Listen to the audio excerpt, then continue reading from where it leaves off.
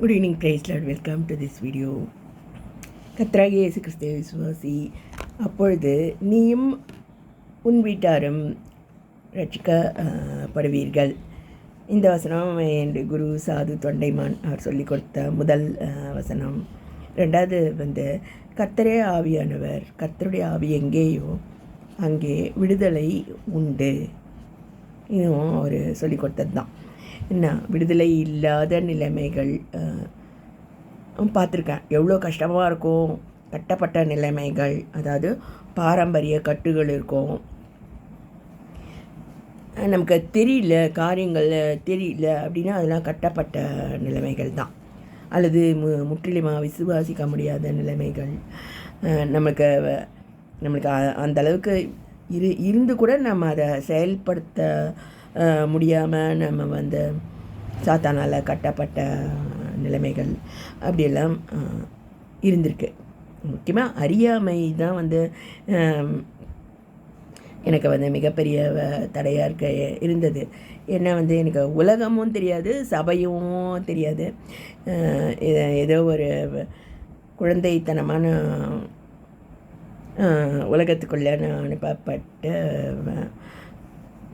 ஜனங்கள் என்னை வித்தியாசமாக பார்த்து ரெண்டு தலை ஆட்டை பார்க்குற மாதிரி பார்க்குறாங்க அப்படின்லாம் நான் போய் சொல்வேன். ஏன்னா அந்த கோர்ஸ் அந்த மாதிரி பிஇ ஒரு லேடி படிச்சிருக்காங்க அப்படின்னா நம்ம ஊர் வில்லேஜ் தானே, அவங்க ரெண்டு தலை ஆட்டை பார்க்குற மாதிரி பார்க்குறாங்க இன்னும் போய் வீட்டில் எல்லாம் சொல்வேன், எங்கள் அத்தைக்கிட்டலாம். அதுமாதிரி மாட்டிட்டு நான் முடிச்சிட்டு இருந்த காலங்கள் இருந்தது. பட் இப்போ நிறைய பேர் படிக்கிறாங்க. நிறைய எலக்ட்ரானிக்ஸ் கேட்ஜெட்ஸ் நிறைய வர ஆரம்பிச்சிட்டதுனால இப்போ அந்த பிரச்சனைகள் குறைஞ்சிடுச்சு. ஸோ கட்டப்பட்ட நிலைமைகள், அறுக்கப்பட்ட நிலைமைகள், அது ஒரு 5 இயர்ஸ் எனக்கு அந்த பயிற்சி கொடுக்கப்பட்டது. அதனால் மற்றவங்களை கட்டவிழ்க்க எனக்கு முடியுது. ஸோ முக்கியமாக பாரம்பரியத்தின் கட்டுகள் அப்படின்ட்டு இருக்குது. நிறைய பேர் அதை கிறிஸ்டியன்ஸாக இருப்பாங்க, லூத்ரன், சிஎஸ்சி அது மாதிரி இருப்பாங்க. அங்கே கூட பார்த்திங்கன்னா பிஏவாக இருக்காங்க, அங்கேயே கூட இருக்காங்க. இருதயத்தை ஆராய்ந்து பார்க்குற ஒரு ஜெப தீபம் நமக்குள்ளே ஏற்றப்படுவது தான் மறுபடி பிறந்த அனுபவம். நீங்கள் ஒருத்தரை பார்த்தாலே நீங்கள் சொல்ல முடியும், அவங்க முகம் பிரகாசிக்கும். அதுமாரி ஊழியக்காரங்க முகம் பிரகாசிக்குது அப்படியெல்லாம் நம்ம பார்த்தோன்னே சொல்லிடலாம், இவங்க இன்னார் பிஏ அப்படின்ட்டு. உலக மனுஷன் கூட சொல்லுவான் இன்னார் பிஏ அப்படின்ட்டு, இல்லை காட்ஸ் கிஃப்ட்டு அப்படின்ட்டு. ஒரு ஹெச்டிஎல் அப்படின்னு சொல்லிட்டு ஒரு கம்பெனிக்கு நான் அந்த இம்ப்ளான்ட் ட்ரைனிங்க்காக நான் போயிருந்தேன். அங்கேயும் பயங்கரமாக என்னை சோதித்தாங்க. அதில் அவங்களுக்கு ஆச்சரியம் தரக்கூடிய விஷயம் என்னென்னா நான் ஒன்று பயம் இல்லாமல் அதுமாரி உள்ள அந்த மாதிரி ஜென்ட்ஸ் லேடிஸ் பயங்கர செக்யூரிட்டி வேறு இருக்கும், சென்ட்ரல் கவர்மெண்ட் இது. அது உள்ள பயம் இல்லாமல் நான் மாட்டுக்கு போவேன் வருவேன். பொதுவாக லேடிஸ் அப்படின்னு பயப்படுவாங்க, ஜென்ட்ஸ் கிட்டே போய் உட்கார மாட்டாங்க, பேச மாட்டாங்க.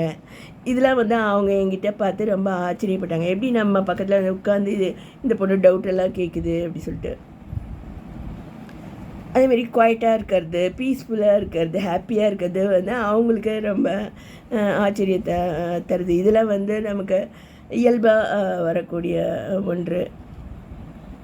அதில் ஒரு ஸ்டெனோ கிட்ட எனக்கு சீட் கொடுத்துருந்தாங்க. அந்த ஸ்டெனோ அவங்க ரிலேட்டிவ் யாரோ ஒரு 800 ரூபாய்க்கு அங்கே வேலை போட்டு கொடுத்துருக்காங்க. ஆனால் அந்த பையன் வரமாட்டேங்குது அப்படின்னு அந்த அக்கா என்கிட்ட சொல்லிட்டு இருந்தாங்க. இப்போலாம் யார் தராங்க 800 ரூபான்றது அப்போ பெரிய விஷயம்.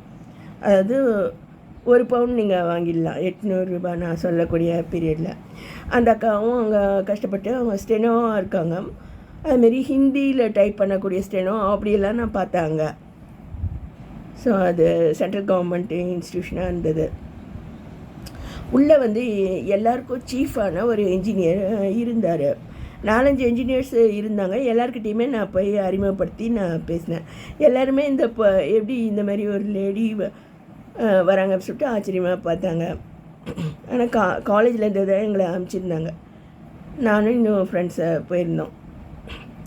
அதில் அது மாதிரி இன்ஜினியர்ஸ்கிட்ட எப்படி அவங்க அந்த மாதிரி சூப்பர்வைஸ் பண்ணுறாங்க அப்படின்லாம் நான் பார்த்துட்டு இருந்தேன்.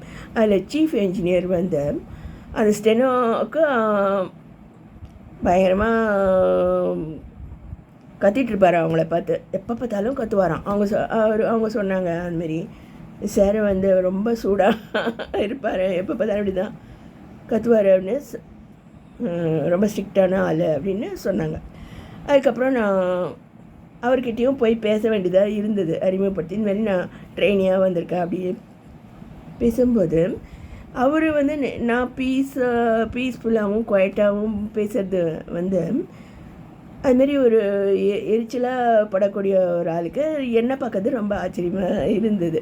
அதை நான் சொல்ல விரும்புகிறேன். அதுமாரி நம்ம ஸ்டூடெண்ட்டாக நம்ம பிஏவாக இருக்கிறோம். ஆனால் நம்முடைய சாட்சி வந்து கர்த்தர் உலகத்துக்கு காட்ட விரும்பினார். அதை தான் நான் ரொம்ப நாள் கழித்து தான் நான் அதை கண்டுபிடிச்சேன். அதில் முக்கியமாக வந்து நம்ம இதுமாரி வேறு நேச்சர் உள்ள ஜென்ஸு அல்லது அவங்கக்கிட்ட போய் நம்ம பேசுகிறது அது வந்து அவங்களுக்கு ஆச்சரியத்தை தருது. என்னோடய கணவரும் அப்படி தான் என்னை பார்த்து ஆச்சரியப்பட்டு இருப்பார். ஷேர் பண்ண விரும்புகிறேன்.